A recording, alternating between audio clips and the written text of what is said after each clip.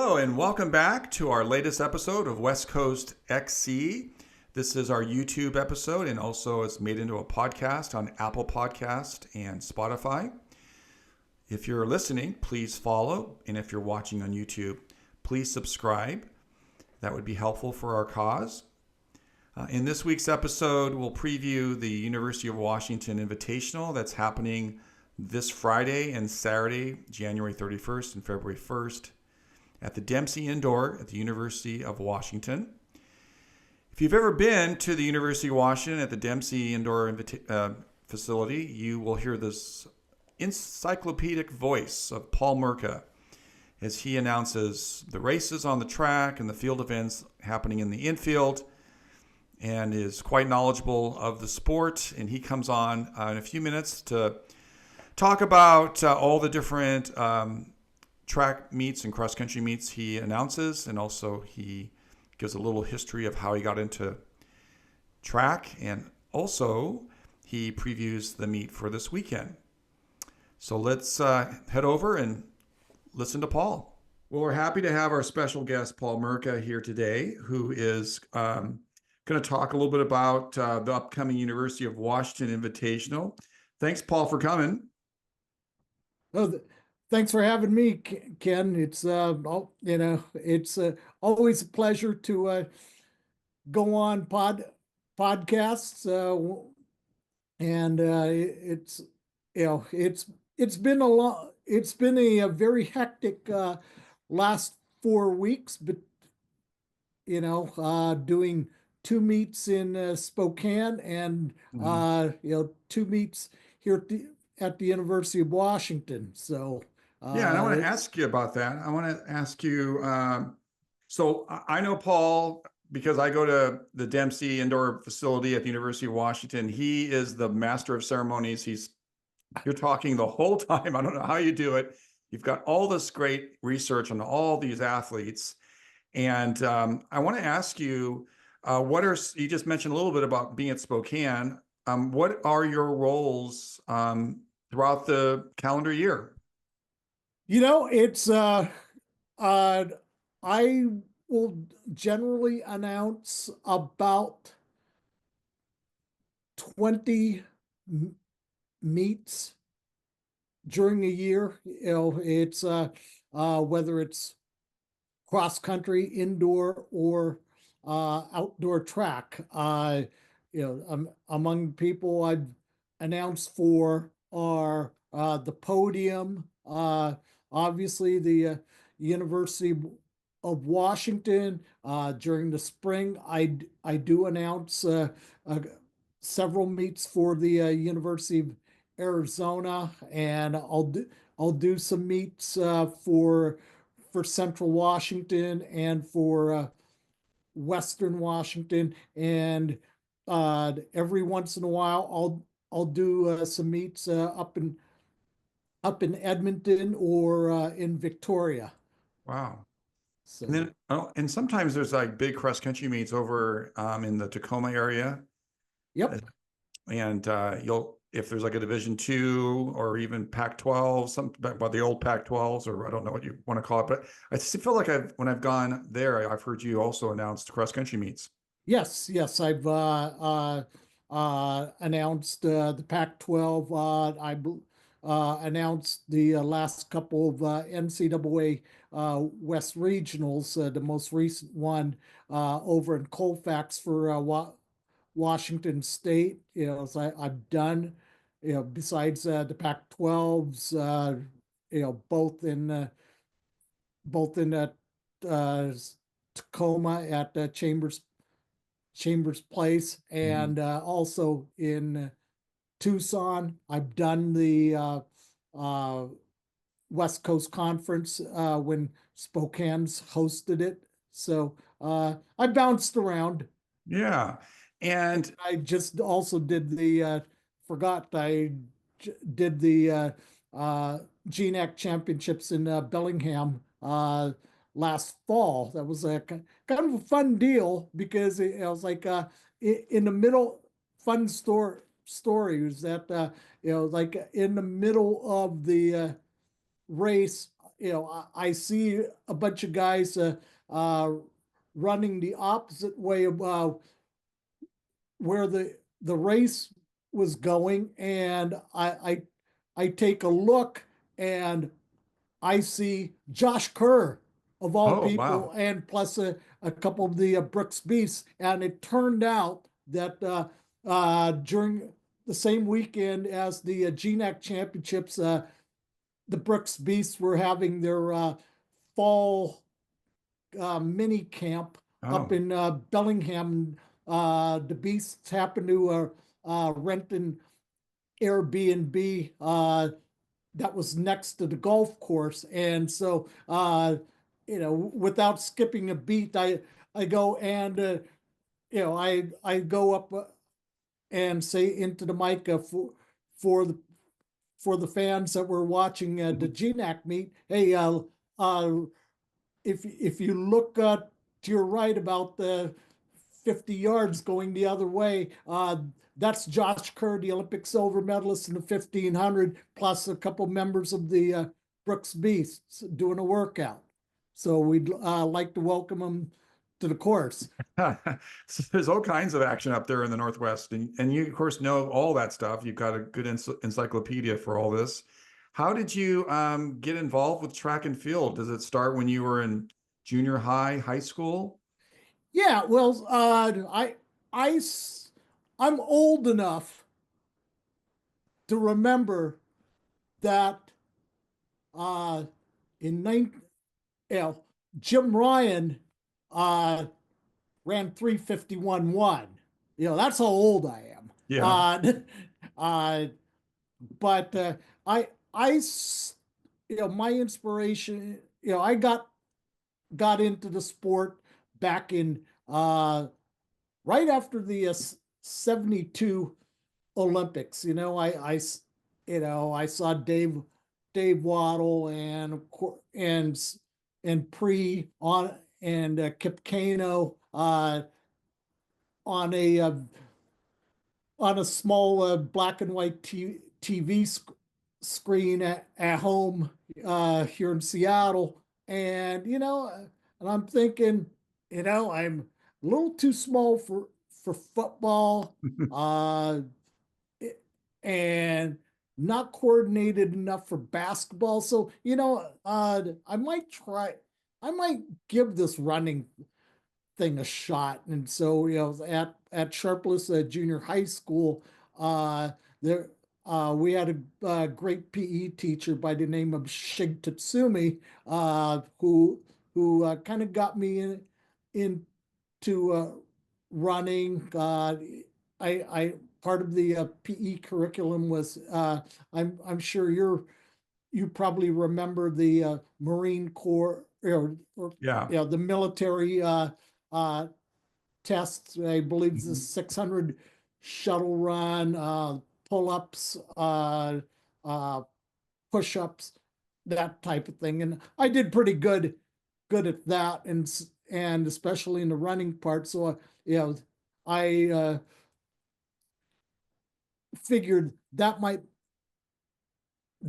be something to get me started. And so after that, I went to Franklin High School in South Seattle, where I was coached by Don Bundy, who also happened to be the science teacher at Sharpless. And back in the day, Franklin was a 10 to 12 school, but when I was in ninth grade, he let me tag along with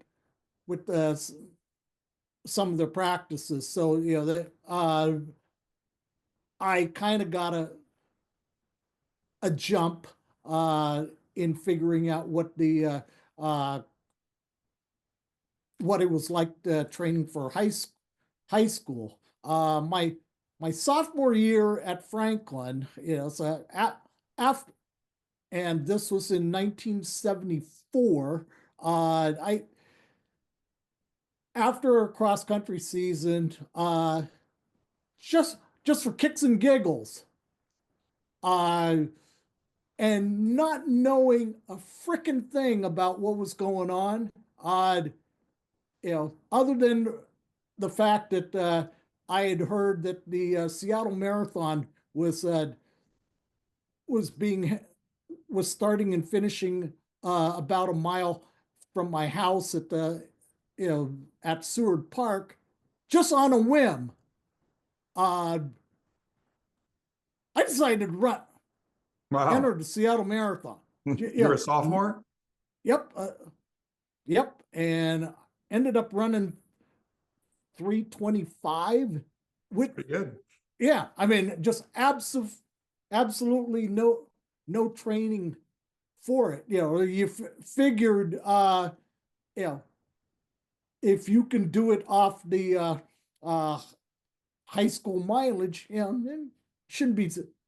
Yeah, I figured it wasn't going to be too bad, but Yeah. man, I frickin' hurt. Yeah, you're pretty sore. Yeah. Oh yeah. So that was the start of that. My senior year, I did it again. It's I ran 3:07. Pretty Just good. again, this you know uh going off the mileage that we were doing in high school.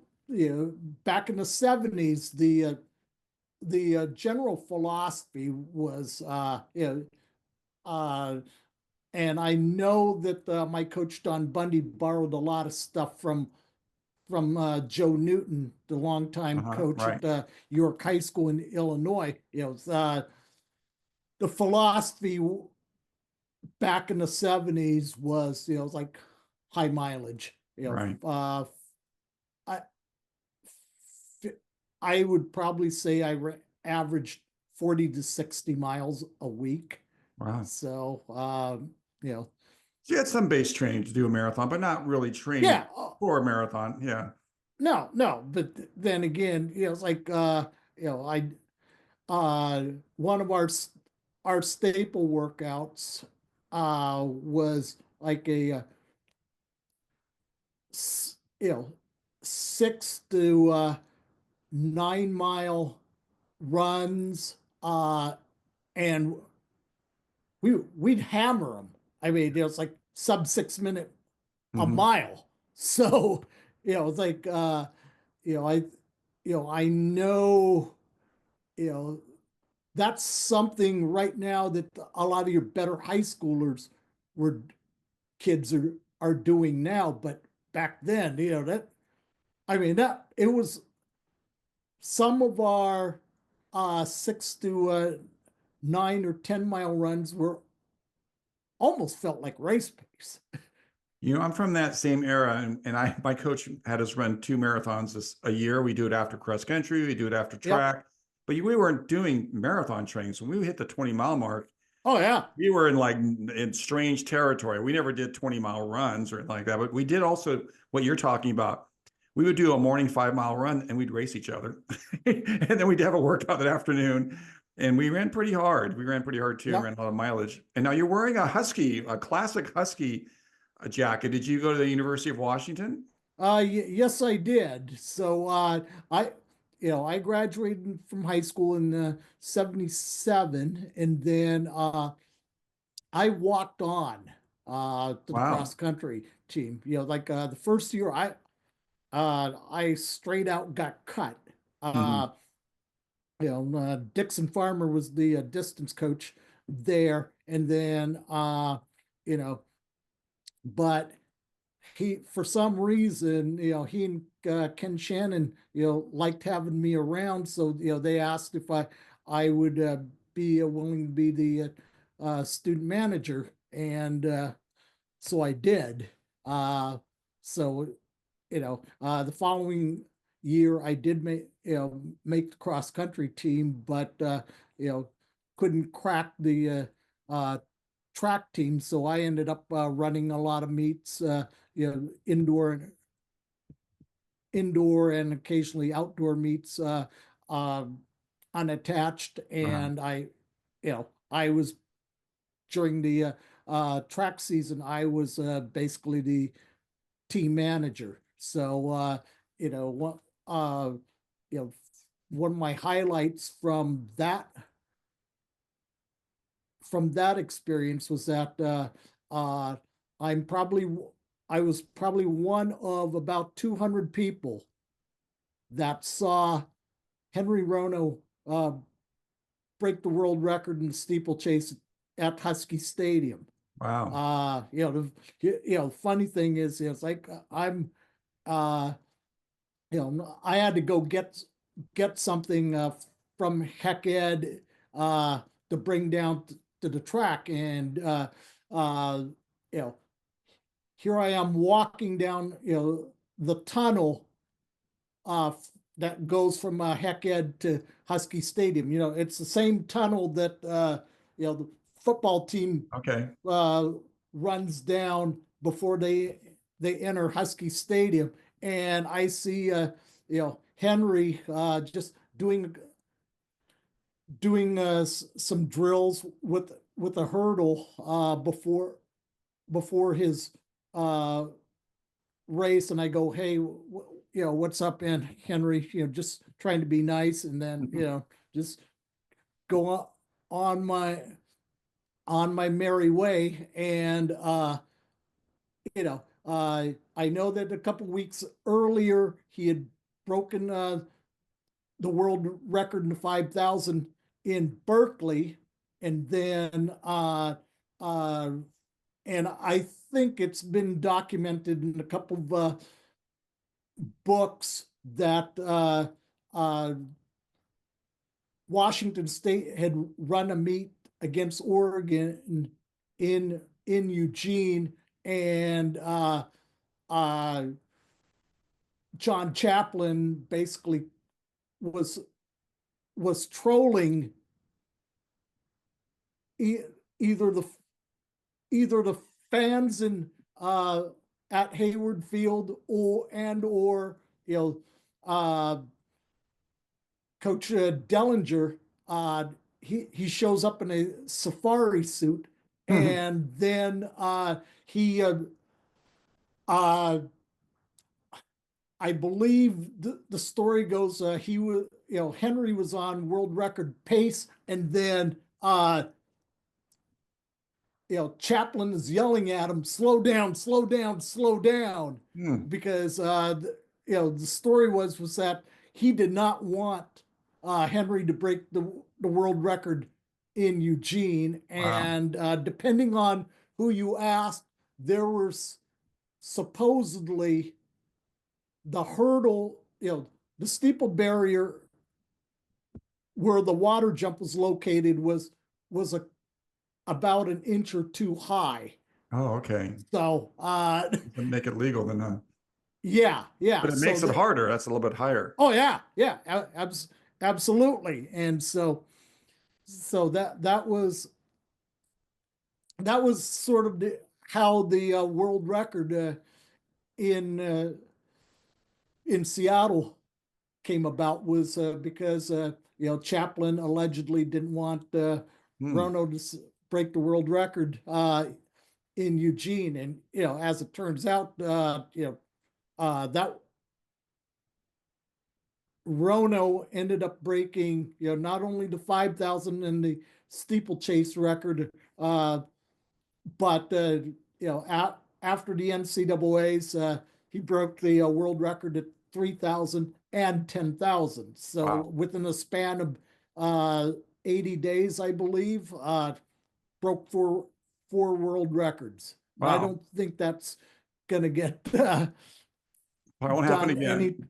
not Yeah. anytime soon. Wow. So you've got a long history. And I know, Yeah, talking about Washington State, that's in Oregon, that's in the Pacific Northwest. And yeah, so you have this sort of like background.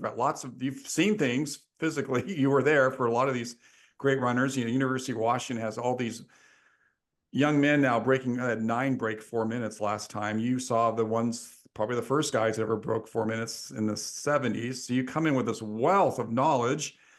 And then I see you at the Dempsey and you're just cranking out all this good stuff. You do a lot of research. What are you looking forward to this Friday and Saturday at the University of Washington? man, it's I, obviously the miles are. are going to be a highlight. You know, think I think you may, you know, one thing that you don't you don't want to sleep on the men's side is the 800. Uh, it's my understanding that Nathan Green is going to drop down in distance, and so is Ronan McMahon Staggs. You know, 2 weeks ago,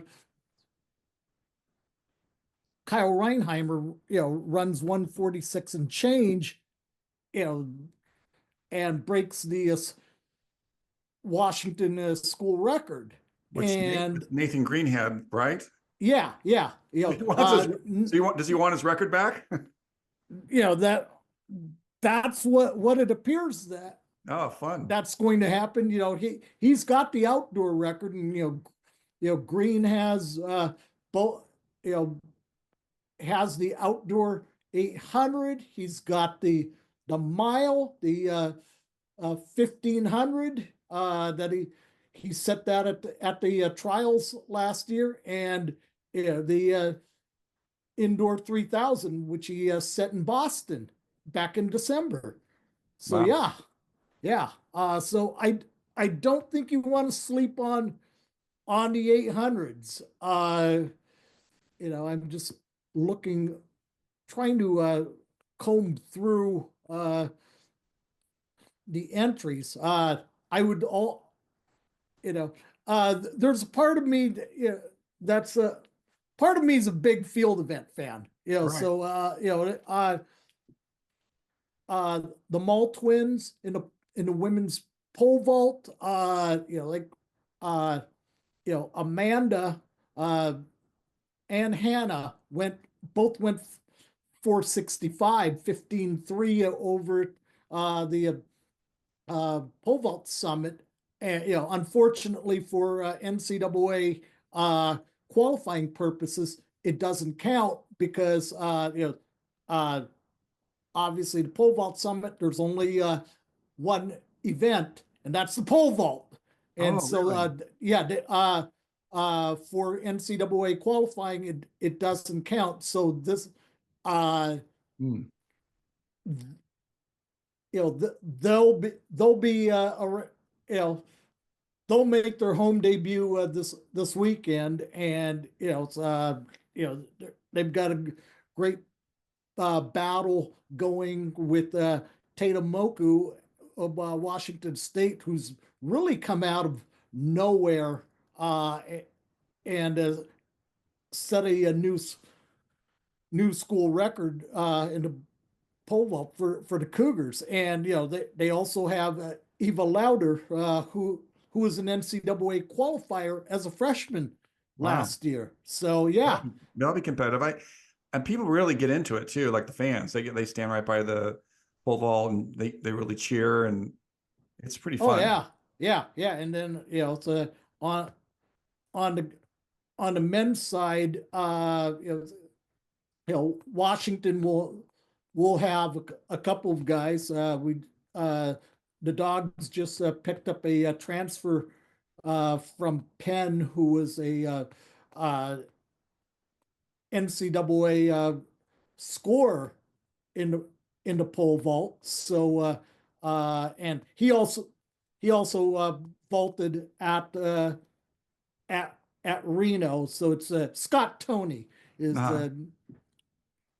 the guy I'm thinking of. And so Scott was an NCAA indoor scorer, uh, and he'll get some push by Mathis Bresco and Simon Park. Also, I think the men's long jump is going to be pretty good. So Washington's got Preston Artist, who qualified for both the NCAA indoor and outdoor, and competed at the Olympic trials. He's a 26-foot long jumper. And, we haven't had that at Washington since the days of Norris Frederick. And then, from being at Dempsey, the fans are so, really packed in. So, when they're not watching Right. the races on the track, Turn around. especially, they can just turn around and Right. watch the long jump. And, it's like, Preston's one of those guys, he'll,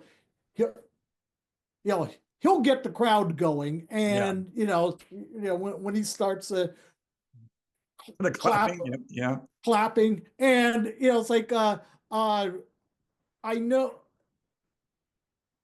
I'll play along with it because, Yeah. if if, while there's stuff going on the track, it it's it's pretty natural for me to be able to transition and, and say something like, you know at the quarter mile mark, uh, the field has gone through in 2:59, and what and while you're there, Preston Artis is on the runway in the long jump.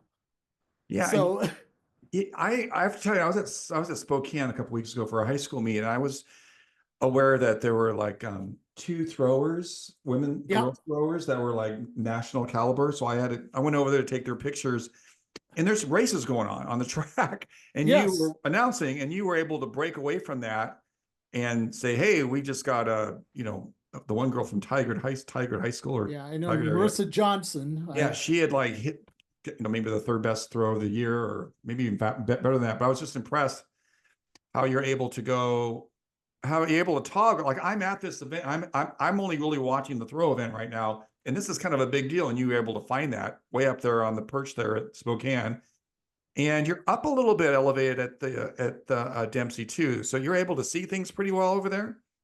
Yes and no.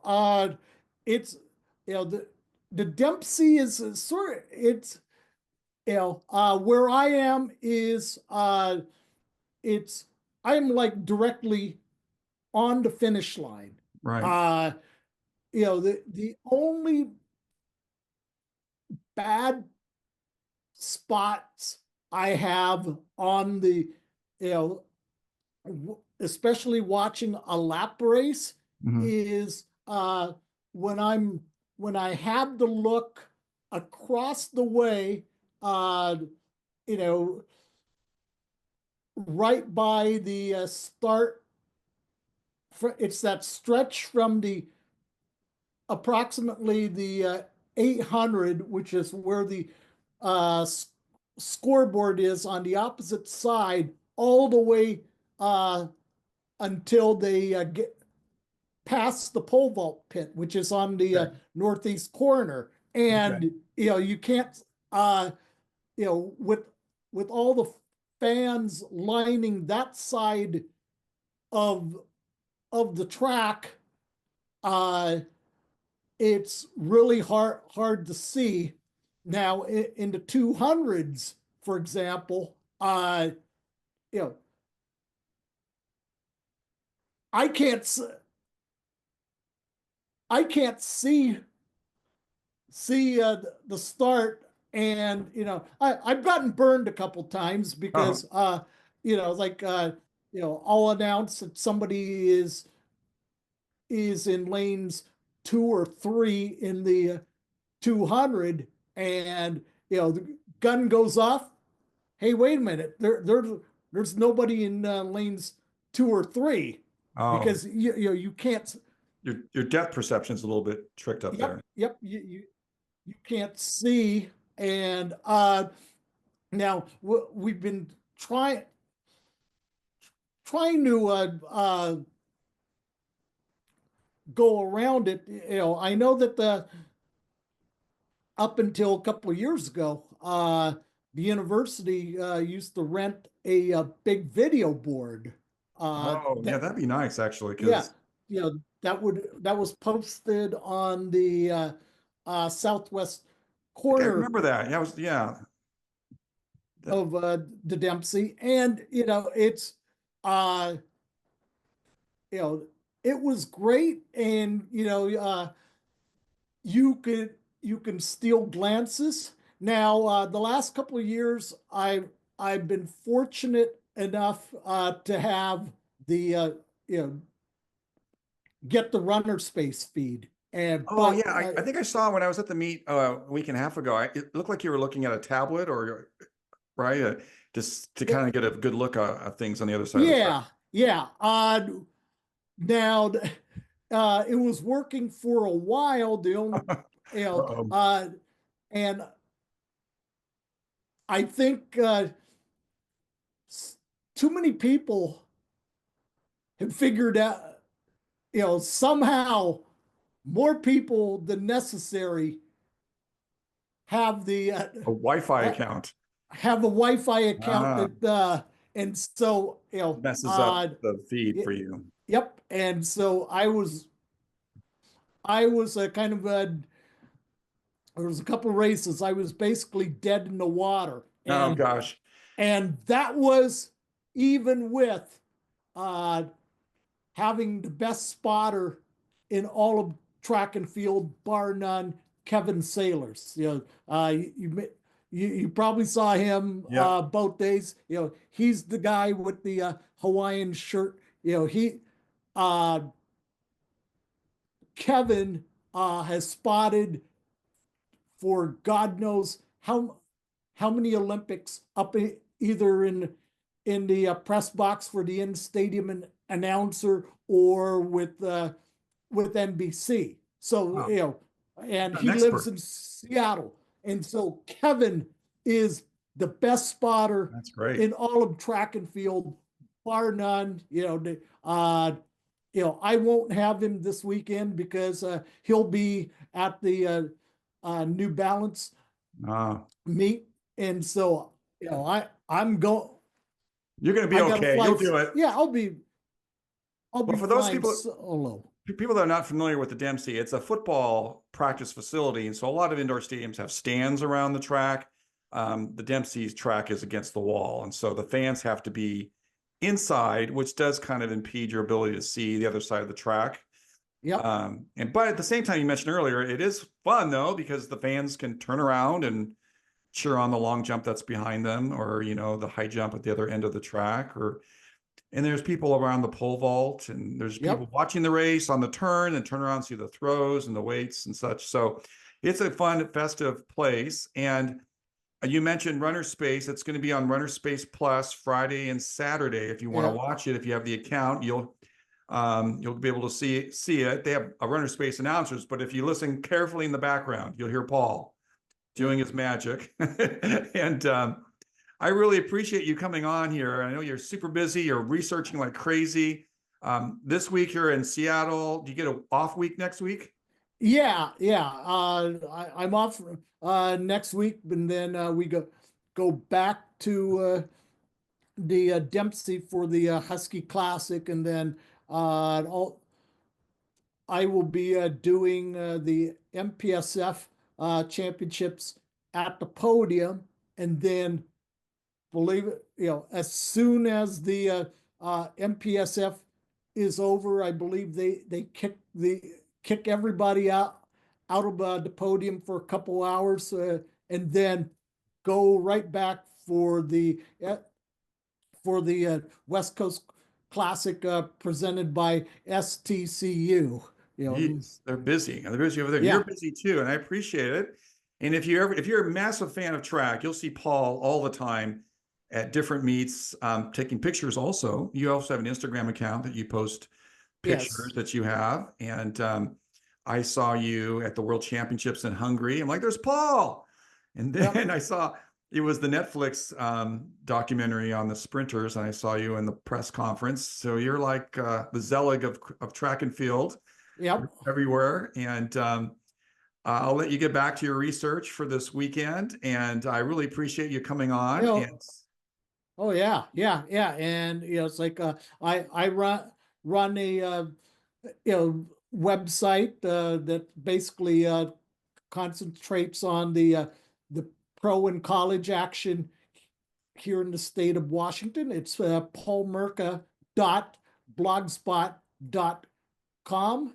And you can I generally have stuff up a couple times a week. I'll probably have my preview of this weekend's meets. I'll also have something up on what the pros from the state of Washington are going to be up to this weekend.